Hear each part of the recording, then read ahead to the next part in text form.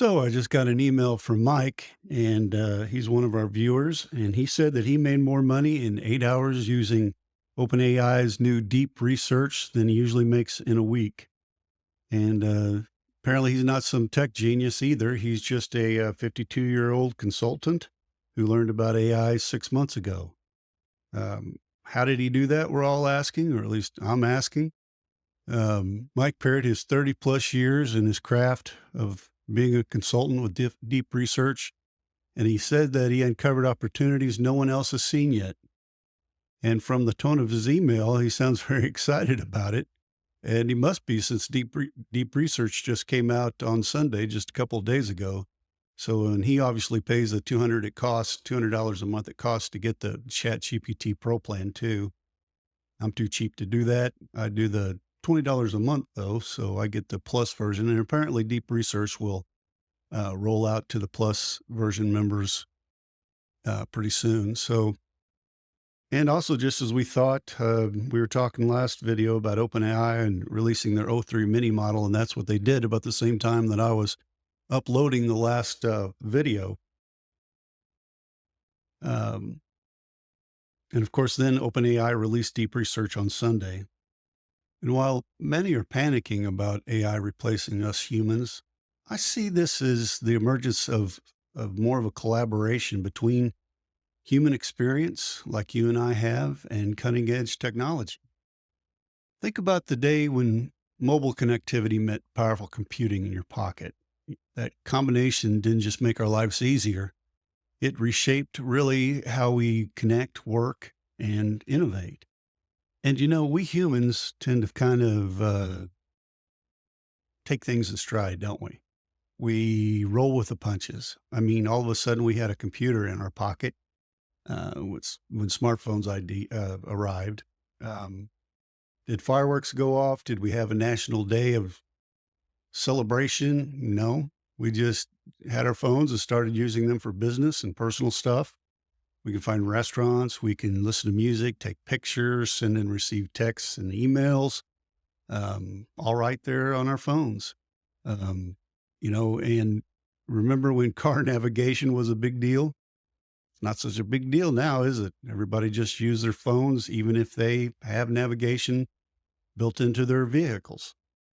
So if you didn't look at the thumbnail closely, you might take a look at that after this video. But it's a chart that shows where O3 is. And O3 is ChatGPT's newest model. Right now, we're getting O3 mini low and high, is it? Something like that. So it's not even the main model yet. But it's so advanced that it can solve complex math problems better than most PhDs and write code more efficiently than almost all programmers nationwide. Not everybody, but most programmers. Um, and it's impressive on its own, O3 is. But then on Sunday, like we said, Deep Research comes along, and it analyzes thousands of documents and spots patterns in minutes. It can spit out an entire research paper in minutes, sometimes even seconds. And yes, Gemini has Deep Research as well. Gemini, remember, is Google's product, and they have Deep Research as well. Why OpenAI decided to name it the exact same thing, I have no idea. But if I was Google, I'd be a little bit hacked off by that, I think.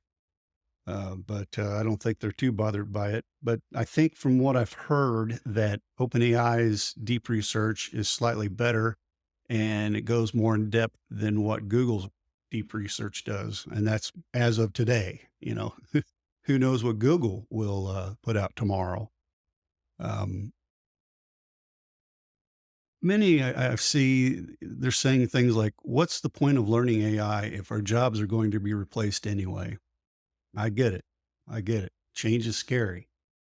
But here's what I believe. Instead of seeing AI as a threat, we should view it as more of a partner that can amplify our strengths, that can help us out, especially for those of us with decades of hard earned experience. Our experience in the job force does count for something. And for those over 40, like I just said, your deep industry knowledge, people skills, intuitive judgment are assets that no machine can replicate. Um, So by learning about AI, you're not fighting an inevitable wave of automation. You're positioning yourself to lead the change. And I know we keep saying that, but that's what I believe. You become the bridge between our legacy systems and the future. You can guide your organization through the coming transformation and be a leader and make yourself indispensable. It's as simple as technology evolves, so must we. Take Janet, a project manager with 25 years under her belt. When AI was introduced to handle scheduling and documentation, many thought her role would vanish. Instead, Janet combined her experience with these tools to spot patterns across projects, anticipating challenges and crafting solutions that neither AI nor traditional methods could achieve alone. Her role didn't diminish, it evolved into something even more valuable. And by the way, Janet told Luke in her email that she loved the movie Hidden Figures as well. She said, in fact, that it inspired her to take on the challenge of learning AI in the first place. Yeah, I think the movie Hidden Figures is a great example of exactly what we're talking about. Um, our need to be appreciated, to feel alive and important doesn't disappear just because technology is advancing. It only means we need to find a new way to express these qualities and to demonstrate what our experience has to offer. Now, let's address some more common concerns I see in the comments section after every episode on job displacement. Yeah, over the few years, we'll probably see layoffs and shifting job roles, as companies integrate digital labor. But rather than seeing this as an end of work as we know it, view it as a chance to evolve. By learning AI, you're not just protecting your job, you're making yourself an expert, somebody who can help your company navigate that change. And rather than just sitting on the sidelines and not learning about it, meanwhile, the person across the table from you has taken the time to learn about it. And it comes down to when they have to lay off somebody, which one are they going to lay off? Because there's no doubt that changeover is going to be challenging. And when I say changeover, I mean from the way we used to work to the way we're going to work. And the way we're going to work is going to be continually changing from now on. But it has already. When you think about the way you used to do things, maybe not even 10 years ago, it's not the same way you do things today if you're in the same job or similar job. By equipping yourself with AI skills now, you're preparing to lead yourself and your company through the storm and not be swept away by it. So taking that first step, just start small. We've shown you classes over the last several episodes that you can take. Uh, you can go to ChatGPT, you can go to Claude, you can go to Gemini, Grok. We haven't talked about Grok. That's XAI's large language model, and they're coming out with a new one here pretty soon. You can go on any of those and ask for classes that you would like to take. Um, and take things that will help you in your work. Um, Learn all you can so you can, really future proof yourself is what we're trying to do here. Now, I do have a homework assignment for you. You haven't had homework in a while, have you? Or maybe you have. I don't know. Maybe you have to take your job home with you all the time. But anyway, again, I want you to think about your own field of expertise. How can you combine your years of experience with AI's capabilities? What unique insights do you have that can guide your organization through changes?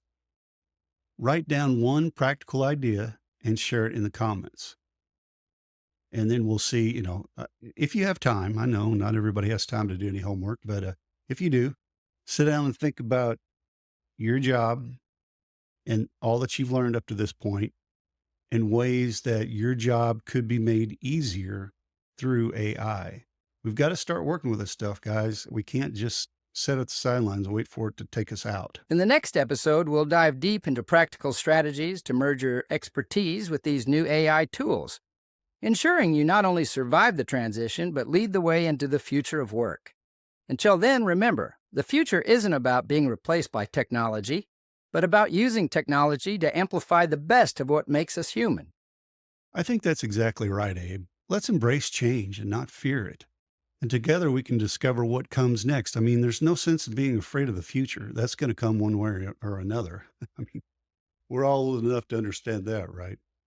And so for Abraham Lincoln, I'm Luke Laffin. If you wouldn't mind, to please hit the like and subscribe button down below if you haven't already. And thanks for watching and taking the time to comment below.